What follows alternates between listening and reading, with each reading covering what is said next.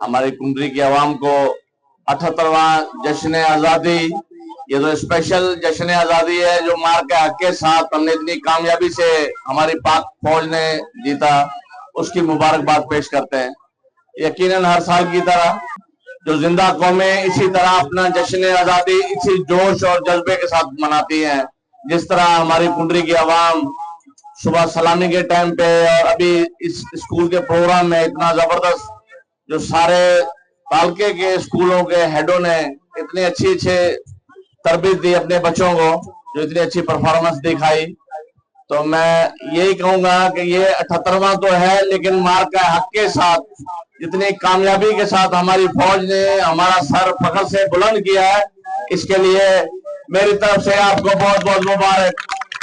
पाकिस्तान जिंदाबाद, पाकिस्तानी फौज जिंदाबाद, कुंरी की आवाम जिंदाबाद।